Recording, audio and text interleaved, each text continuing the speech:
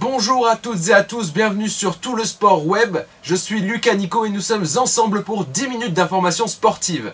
Et on plonge tout de suite dans les championnats de France petit bassin à Angers, une journée qui a tenu toutes ses promesses.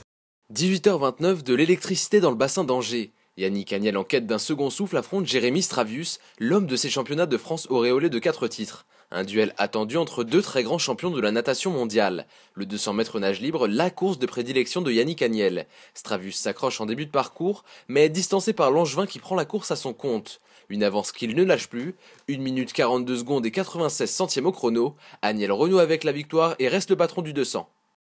La star a fini son caprice. Après avoir séché le 100 mètres nage libre, Florent Manodou s'aligne finalement pour le 4x50 mètres. Avec son équipe marseillaise, le champion olympique du sprint se classe deuxième, derrière un autre relais de la cité phocéenne.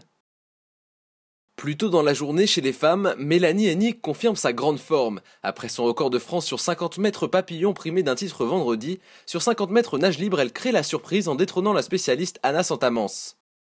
Si le 50 mètres nage libre vibre avec Manodou, celui du 50 pas résonne avec Metella. Dans l'après-midi, les pensionnaires marseillais trustent les 3 places du podium. Mehdi Metella devance Frédéric Bousquet et Clément Mignon. Un Français champion du monde de squash. Cette nuit à Seattle aux États-Unis, Grégory Gauthier est devenu pour la première fois de sa carrière champion du monde. Un succès qu'il attendait depuis longtemps puisque ce dernier avait échoué en finale à 4 reprises. À Seattle, l'émotion est immense. Cette fois-ci, c'est bien la bonne. Après 4 finales mondiales perdues en 2006, 2007, 2011 et 2013, Grégory Gauthier décroche enfin le Graal du squash. Ancien numéro 1 mondial, aujourd'hui numéro 3, celui qu'on surnomme The French General fait office de favori après l'élimination des meilleurs mondiaux.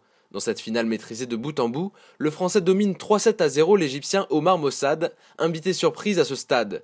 Avec ce sacre, il devient le deuxième Français de l'histoire à remporter un titre mondial après celui de Thierry Lincou en 2004. Après de nombreuses couronnes européennes, à 36 ans, l'Aixois ajoute à son palmarès la plus belle des distinctions. On passe au football avec ce match de clôture de la 14e journée de Ligue 1 entre Saint-Etienne et Marseille, et l'OM qui confirme ses bons résultats à l'extérieur avec une victoire au chaudron chez les Stéphanois. L'hommage aux victimes des attentats de Paris est émouvant à Geoffroy Guichard. Comme dans tous les stades du monde entier, une Marseillaise est entonnée, suivie de la minute de silence pour le recueil. À l'entame du match dans le froid du chaudron, les Marseillais sont timorés, les Stéphanois en profitent mais Mandanda joue les anges gardiens.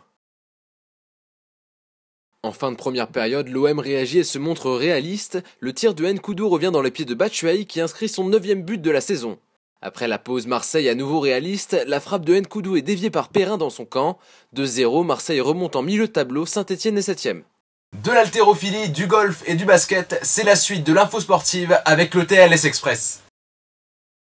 Des records de poids en haltérophilie. Au championnat du monde de Houston au Texas, le chinois de 22 ans Chen Long-Yun remporte le titre chez les moins de 62 kg. Il bat 2 records du monde avec 150 kg à l'arraché et 183 à l'épaule jetée. Du golf, et pour la 2e fois consécutive, Rory McIlroy remporte le tournoi de Dubaï. Le Nord-Irlandais est de retour au plus haut niveau après son entorse à la cheville. Devançant l'Anglais Andy Sullivan, McIlroy rafle du même coup la couronne européenne. Le Français Victor Dubuisson termine à la 13e place. Pas au mieux en ce début de saison de Pro A, Limoges se reprend sur son parquet de Beaublanc en surclassant le Paris-Levallois 84-62. Les 20 points de l'Allemand Chapartzik et les 19 d'Ali Traoré permettent au CSP, double champion de France en titre, de repasser dans la première moitié du classement à la 7e place. C'est la fin de cette édition, merci de nous avoir suivis, on se retrouve demain même heure pour la suite de l'information sportive.